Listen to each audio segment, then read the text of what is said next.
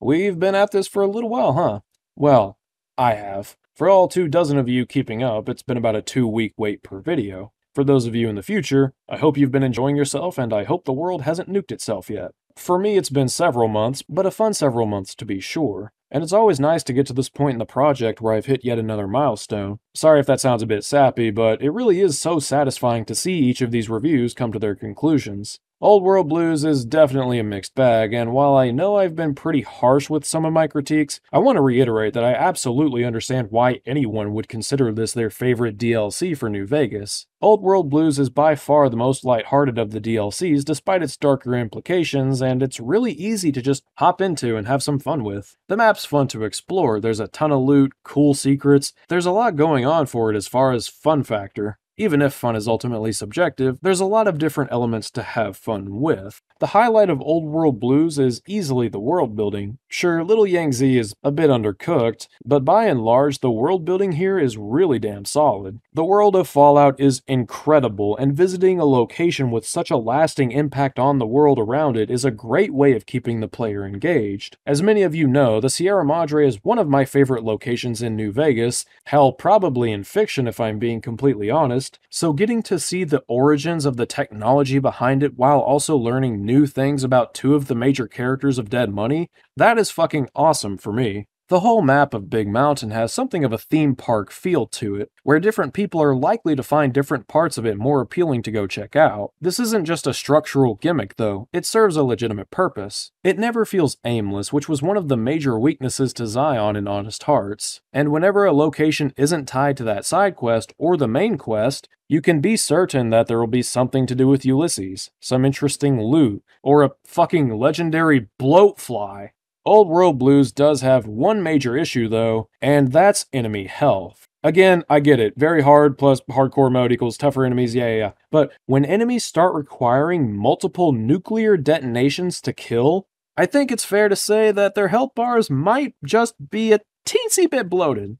Health has always been something of a divisive subject in modern Fallout because you don't want the game to feel too video gamey by having it so stat-oriented that it kills any sense of realism, but you also want those stats to have a significant enough impact to ensure that the role-playing experience remains engaging throughout. There needs to be a sense of balance. I think the base game actually does a pretty good job of just that. And although the enemies of Dead Money and Honest Hearts were definitely starting to push what I would consider a fair health pool, it never got too crazy. And hey, when playing on the standard difficulty, things are pretty well balanced for the most part. I just play on very hard mode because I've been playing this game for so many years that it's the only way I'll get any kind of challenge. Old World Blues just takes things way too far though. This shit honestly started to remind me of Borderlands 2's Ultimate Vault Hunter mode with overpowered level 10. Thankfully, enemies didn't automatically heal like in Borderlands 2's UVHM, but those of you who have played Borderlands will understand just what I mean when I say you need to have a really damn well built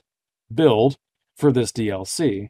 To put this into proper perspective, I did a little test run of Old World Blues with my most overpowered character that I used console commands to basically give everything I could ever want to, and I was having to put about as much effort into the normal difficulty of Old World Blues as I was for very hard mode in Dead Money, with normal characters at level 20. That is fucking insane. I wouldn't say it makes the game unplayable, but it's really fucking tedious to say the least, and it can make combat feel incredibly monotonous when you're putting shell after shell into the most common and basic enemies. And it's a shame too, because the enemies encountered in this DLC are really fucking cool. Fucking robot scorpions, dude, that is fucking sick. And look at these motherfuckers with their skeleton heads being all like, "Wah!" Unfortunately, the story itself isn't that strong either, with a number of holes in the script that don't quite make sense, and possibly the worst pacing of any story in Fallout, or at least in Fallout New Vegas. I get that this is a place of wondrous technology, but that doesn't mean the human body can suddenly cope with the loss of the brain, spine, and heart as easily as Old World Blues makes it out to be. I'm not saying I don't buy it being possible, but holy fuck, the courier is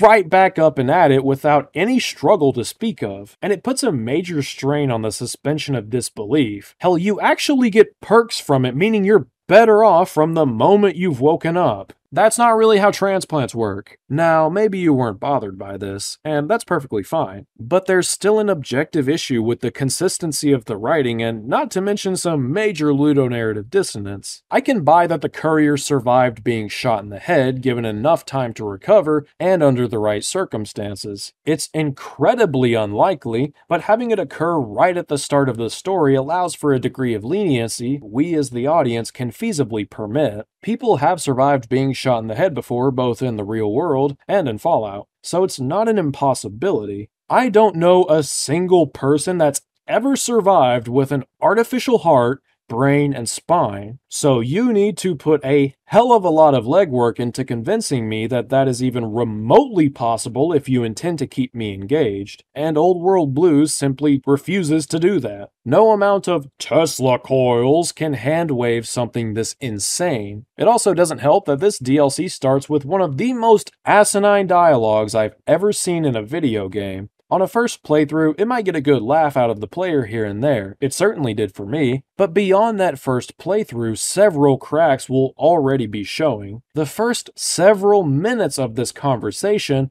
are just aimless bickering between the brains, and aside from the occasional speech check, there's nothing to distinguish this dialogue between playthroughs. I played through this game with 7 characters for this review, and it was the fucking same every single time. Why? Why, game?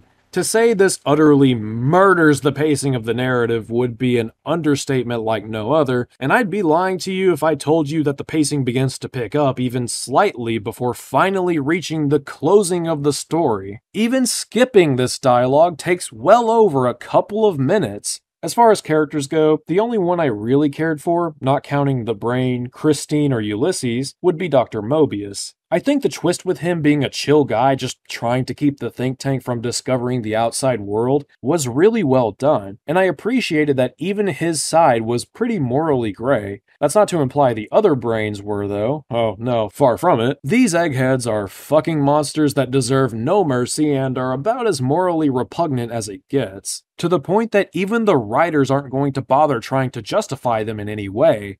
But I also think that's the point. The whole point of Big Mountain conceptually and canonically is science without limits. No ethics whatsoever. These characters may very well have once been good people. We get hints as to who they once were throughout the DLC, but that doesn't justify them or make these experiments okay. It illustrates how far gone they've become at the loss of moral boundaries, and that is some damn good writing. It's honestly kinda tragic to see Dala express her regrets after being in this state for 2+ centuries. That's a long time to live with that kind of regret. In the end, Old World Blues doesn't always knock it out of the park, but when it does, it's pretty damn good, and overall, I would rate it quite positively. It's a significant step up from Honest Hearts, but it's not quite at the level of Dead Money. For simplicity's sake, if I were to put a number to it, I'd give Honest Hearts a 4 out of 10, Old World Blues a 7, and Dead Money a 9. I don't really like using numbered scores in my videos, as is probably apparent at this point,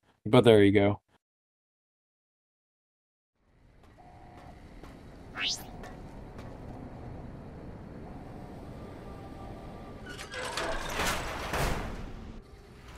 Taking your chances coming here.